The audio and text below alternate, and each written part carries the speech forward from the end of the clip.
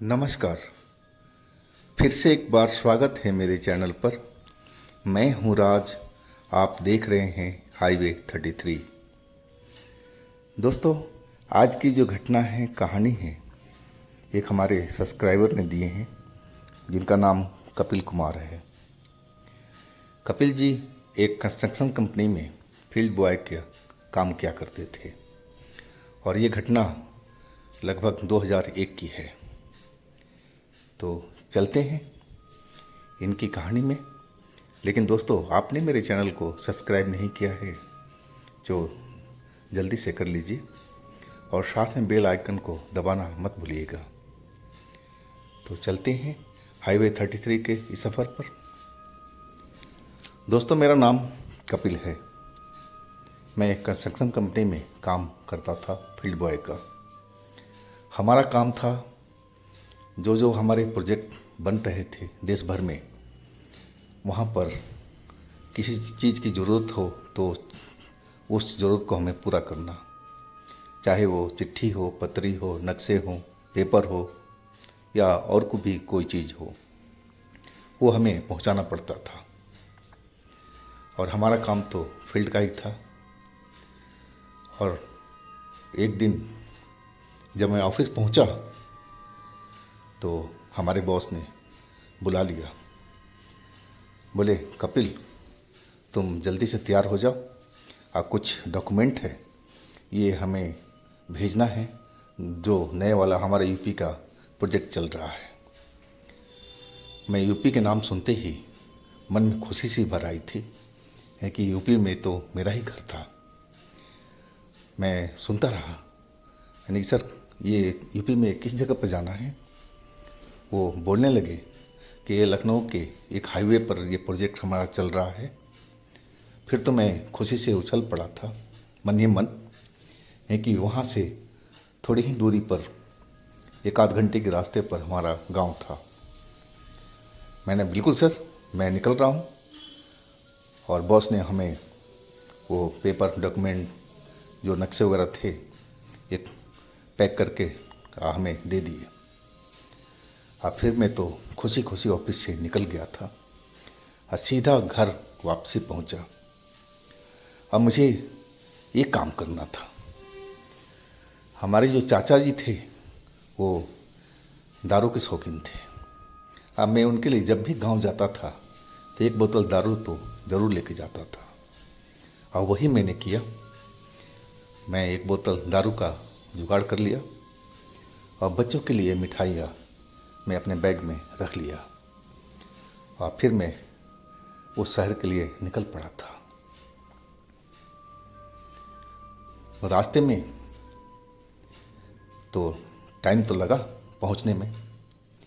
आज जब मैं वहाँ बस स्टैंड पर उतरा तो काफ़ी रात हो चुकी थी, करीब 8:30 के आसपास का टाइम हो चुका था। लेकिन मैं तो आसपास का ही रहने वाला था। मुझे डर नाम की कोई चीज़ तो थी ही नहीं। मैं डरता भी नहीं था और मैं अपने प्रोजेक्ट की तरफ, साइट की तरफ चल पड़ा था एक ऑटो से, बस स्टैंड से। जब मैं उस प्रोजेक्ट के जो साइट था वहाँ पर मेन रोड पर पहुँचा तो पता लगा कि वो तो करीब 1 किलोमीटर अंदर में है। ऑटो वाले को तो वही छोड़ना पड़ा कि आगे का रास्ता जो था वो सही नहीं था, कच्चा रास्ता था और ट्रक वगैरह, मलबा वगैरह सब ले जाते हुए गड्ढे सारे बने हुए थे। तो मैं ऑटो को तो उसी रोड पर छोड़ दिया था और फिर मैं पैदल साइड की तरफ चल पड़ा था। मेरे हाथ में 2 बैग थे। एक तो हमने पीठ पर लटका लिया था और दूसरा अपने हाथ में लिया हुआ था। जो हाथ में मैंने टांगा हुआ था उसी में मेरा घर के सामान था और बाकी पीठ वाले पर तो ऑफिस का सारा पेपर वगैरह था जो हमें देना था साइड इंचार्ज को यहाँ के। और मैं उसी रास्ते पर चलता रहा। अंधेरी रास्ता तो था और आज अंधेरी रात भी थी, लेकिन मैं उस जगह पर पहुँच गया मैं देखा 2 गार्ड बैठे हुए थे, आपस में बात कर रहे थे। और मैं जाते ही पूछा कि मैं सर से मिलने आया हूँ और मुझे अंदर जाना है। वो मेरी तरफ चौंक करके देखने लगे। बोले आप कौन हैं और सर से क्यों मिलना है? फिर मैं अपना कार्ड दिखाया, आई कार्ड, कि देखो मैं इसी कंपनी से आया हूँ जो यहाँ पर काम चल रहा है, मैं इसी कंपनी में काम करता हूँ और मैं मिलना चाहता हूँ सर से, उनके लिए कुछ सामान लेकर आया हूँ मैं। वो एक दूसरे की तरफ मुंह देखने लगे। मैंने बोला क्या बात है भाई, आप बताओ। बोले सर तो अभी कहीं गए हुए हैं, अब तो आपको कल मिलेंगे सुबह में। यानी कि ऐस फिर मैं क्या करूं, कहाँ रुकूं मैं? बोले भाई ये तो सर ही बता सकते हैं, सर तो है नहीं। यानी फिर हमें जाने दो अंदर में, गेट खोलो, मैं उनकी ऑफिस में ही रुक जाऊंगा जहाँ वो रहते हैं। वो गार्ड मना कर दिए। बोले नहीं जी, सर का जब तक इजाज़त नहीं होगा और हम आपको उस ऑफिस में जाने नहीं देंगे। वो भी अपनी जगह पर सही थे और मैं भी अपनी जगह पर सही था। मैं बोलने लगा भाई देखो मैं दूर से आया हूँ और इतनी रात में देख रहे हो ना, शहर भी काफ़ी दूर है, तो मैं कहाँ वापस जाऊँगा, और ये भी अंधेरी रात में। अब तो सड़क से कोई साधन भी नहीं मिलेगा। लेकिन वो मान नहीं रहे थे। कह रहे भाई दोस्त बुरा मत मानना, हमारी यही ड्यूटी है और जो आदेश होता है हमें पालन करना होता है। वो समझाने लगे मुझे कि भाई आप नाराज़ ना हो, आपको जो बॉस बोलेगा आप वही तो करोगे और हमारे बॉस का आदेश है वो हम पालन कर रहे हैं। से माफ़ करना दोस्त, हम आपको अंदर नहीं जाने देंगे। हाँ आपको यहाँ बैठना है, बैठ करके इंतज़ार कर सकते हो। मैं अपना बैग नीचे रख दिया और पूछने लगा कि जो हमारे साइड इंचार्ज है कब तक आएंगे, कुछ आइडिया तो बता दो। बोले कि वो किसी पार्टी में गए हैं, अब मुझे नहीं लग पा रहा है कि रात में वो वापस आएंगे, अब तो वो कल ही मिलेंगे सुबह में। इससे बढ़िया है कि आपको रात काली ना करना पड़े, आप शहर चले जाइए, किसी होटल किसी उसमें धर्मशाला में रुक जाइए और सुबह में आ जाइएगा। वो भी बात सही कर रहे थे, लेकिन मैं सफ़र से बहुत थका हुआ था और आज तबीयत भी कुछ मेरी ऐसे ही थी, सही नहीं थी और मैं एक एक कदम चलना मेरे के लिए भारी हो रहा था आज। और यहाँ से हम रोड पर जाएं 1 किलोमीटर और फिर वहाँ किसी गाड़ी का इंतज़ार करें, मुझे बहुत भारी लग रहा था। लेकिन अब करें तो क्या करें, अब यहाँ पर मैं रुकना भी नहीं चाहता था, कब तक इंतज़ार करूँगा। और यहाँ ऐसा कोई व्यवस्था भी नहीं था गेट के बाहर कि हम आराम भी कर पाएँ। मेरा जो जी चाह रहा था कि बस सो जाऊँ, नींद मुझे तगड़ी लग रही थी, शरीर बिल्कुल थका थका सा था। लेकिन अब करे तो क्या करें, मजबूरी थी। अब मुझे वापस जाना था शहर की तरफ में, क्योंकि यहाँ तो ये हमें अंदर जाने नहीं दे रहे थे और बाहर कहीं रुकने का इंतज़ाम था नहीं। अब मैं पैदल वापस सड़क की तरफ चल दिया था। अंधेरी रात थी लेकिन आसमान बिल्कुल साफ दिखाई पड़ रहे थे। आसमान में तारे चमक रहे थे, बहुत देखने में अच्छा लग रहा था। लेकिन अभी मैं तो कोशिश कर रहा था कि जल्दी से जल्दी मैं रोड पर पहुंच जाऊं ताकि कोई साधन मुझे मिल जाए। आज तेज कदम से चलता चलते तभी मेरे पीछे जैसे लगा कि कोई मेरे पीछे पीछे चल रहा हो, और वो भी मेरी स्पीड में। आज जब मैं मुड़ कर के देखा तो मेरी हालत ख़राब हो गई थी कि इतनी लंबा आदमी मैंने अपनी ज़िंदगी में कभी नहीं देखा था। वो कम से कम लग रहा था कि 9-10 फीट का इंसान होगा, और वो भी डिल डोल वाला, और सर तो बहुत बड़ा था उसका। इतना बड़ा सर मैंने कभी देखा भी नहीं था, और सर पर जो आंखें थी उसकी वो भी मोटी मोटी सी थी, और जैसे ही मैं मुड़ा था वो भी रुक गया था। और तब जैसे मैं देख करके एकदम कांप गया था, एकदम जम सा गया था। मुझे लग रहा था कि मैं फ्रीज हो चुका हूँ उसको देख करके, डर के मारे। और तब तक तो वो मेरे पास में आकर के खड़ा हो गया। हाँ, मेरी तो जैसे घिघी सी बंद गई थी, मैं तो कुछ बोल ही नहीं पा रहा था डर के मारे। और वो सीधा मेरा जो बैग था मैं हाथ में लिए हुए था, और बैग को वो खींचने लगा। एक पीठ पर तो मेरा जो कंपनी वाला बैग था, कागज़ था, वो तो पीठ पर मेरा टंगा हुआ था, लेकिन इसमें मेरे जो कपड़े थे, वो मिठाई थी और वो दारू की बोतल थी, और वही बैग को मेरे हाथ से छीनने लगा था। मैं डरा हुआ था, लेकिन बैग अपना छोड़ नहीं रहा था। मैं मजबूती से अपने बैग को पकड़े हुए था। हाँ, लेकिन वो तो बस बैग को छीनना ही चाह रहा था। अब लग रहा था कि वो मेरा हाथ से बैग छीन ही लेगा, लेकिन मैं बैग देना नहीं चाहता था उसको। डरा हुआ था बेशक, लेकिन बैग मैं छोड़ नहीं रहा था। और तब तक तो उसने दूसरे हाथ से मुझे धक्का दे दिया था, और इतना तेज वो धक्का दिया था कि मैं कुछ दूर पर जा कर के गिरा था, और बैग मेरे हाथ से वो छूट चुका था। और जैसे ही गिरा मेरे सर पर चोट लगी, और पूरा लगा कि पूरा दुनिया घूम रहा है, अंधेरा होता जा रहा है, मुझे कुछ दिखाई नहीं पड़ रही है, और मैं बेहोश हो चुका था।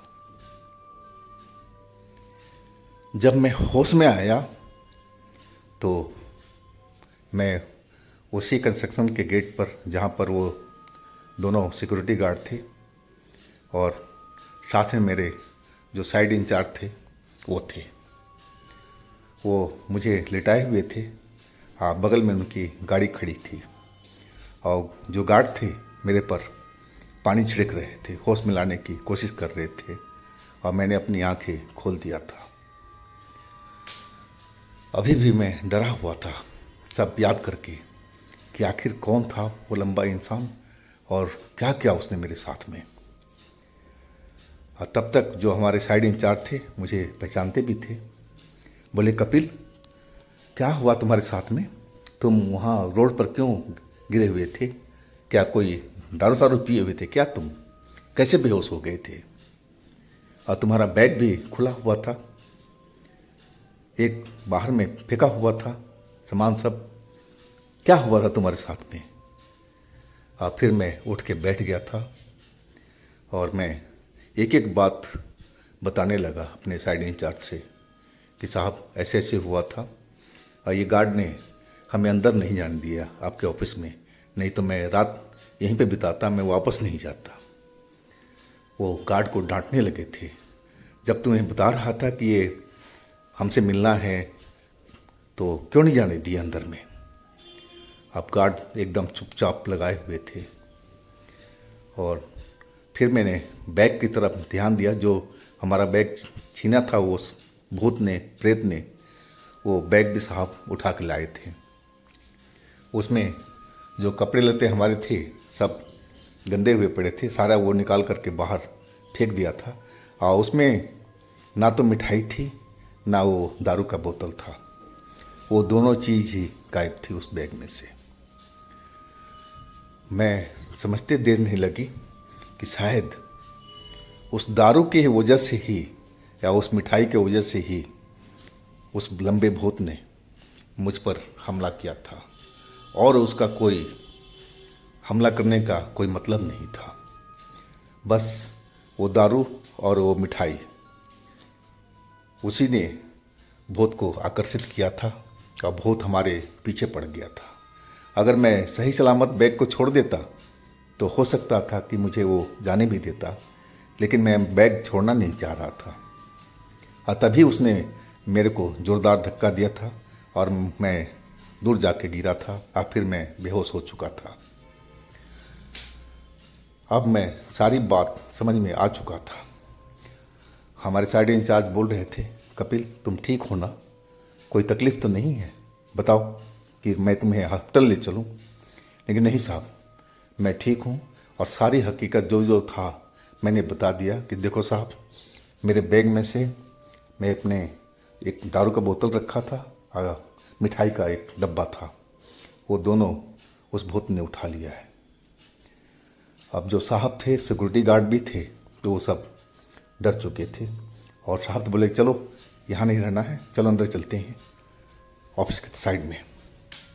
अब फिर हम अंदर चले गए थे। अंदर गए, साहब ने बिठाया सोफे पर, बोला तुम आराम कर लो। मैं बोलने लगा कि साहब क्या वो भूत आप लोगों को भी दिखाई पड़ता है क्या, लंबा वाला भूत? साहब बोलने लगे कि नहीं कपिल, मुझे तो कभी आज तक दिखाई नहीं पड़ा है, लेकिन मैं मजदूरों से सुना हूँ, कभी मजदूर इस तरफ में आते हैं अंधेरे में या यहाँ से जाते हैं अंधेरे में, तब उनको कई बार वो लंबा आदमी नज़र आया है। मैं ऐसा सुना हूँ, लेकिन उसने आज तक किसी को हमला नहीं किया है, ना कोई तकलीफ़ दिया है, लेकिन नज़र तो ज़रूर आता है। साहब बताने लगे थे और वो बोलने लगे कि मैं इस चीज़ पर कभी विश्वास नहीं करता था। मैं समझता था कि मजदूर शायद ऐसे ही अफवाह फैला रहे हों, लेकिन जब तुमने बोला तब मुझे विश्वास हो चुका है कपिल। से आगे से मैं भी अब देर रात को कभी नहीं आऊँगा। जाना है शहर तो मैं दिन में जाया करूँगा, रात के टाइम कभी नहीं।